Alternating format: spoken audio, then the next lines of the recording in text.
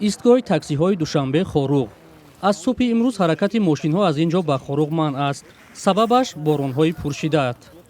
کار کرده است نامعلوم شدم خیلی شدم خیلی این وقت نامعلوم است یکون جو انتظار میشم یکون استوای در مای ما میکنی ای درواز تو همون خروق وای خروق توش کوشم اما امروز ممکنه ин мушкил мусофиронро низ нигарон кардааст. ҳоле шинидем ки мошино мондастанд мусофиро дар раҳ ҳамун вазъияти раҳи ванҷ дарвоз безеб шудааст. ҳаққи як имконият агар мешуда ай тарафи ҳукумати ҷумҳурии Тоҷикистон ҳамун раҳро камтар соз мекарданд то дарвоз боли мени созтароне ки ай ванҷ ай дарвоз то ванҷ рафтана мусофирам азоб мекушад, мошинам азоб мехӯрад, шофёр кем боли азоб мехӯрад. кормандони Кумитаи ҳолатҳои фавқулоддаи Тоҷикистон ба бартарафсозии сангреза дар шоҳраҳои Душанбе Хоруғ машғуланд. дар ноҳияҳои тобеи марказ ин ҳам бошад дар ноҳияҳои кӯҳӣ ин ҳам бошад водии Рашт, ноҳияи Варзоб, рух додани ҳодисаҳои табиӣ аз қабили омадани сел ва аз он ҷумла сангрезиш ба қайд гирифта шуда буд.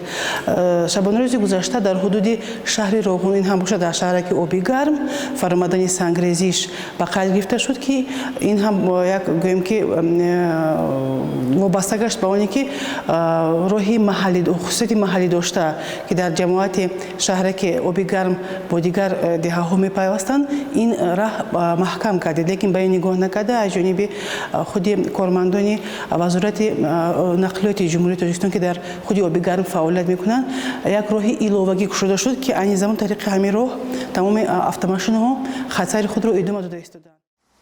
ба иттилои расмӣ дар пайи боришоти рӯзҳои охир талафоти ҷонию молӣ сабт нашудааст.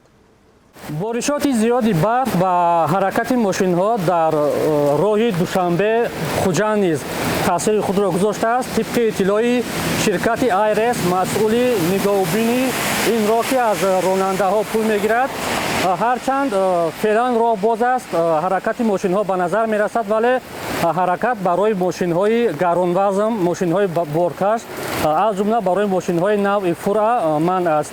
намояндагони Кумитаи ҳолатҳои фавқулодда мегӯянд ки бо таваҷҷӯҳ бо барфу борони пуршидда сокинон бояд ин шабу рӯз эҳтиёткор бошанд то ба хатарҳои бештар рӯбарӯ нашаванд. Алишер Зарифӣ, Шаълои Абдулло, Радиои Озодӣ, Душанбе.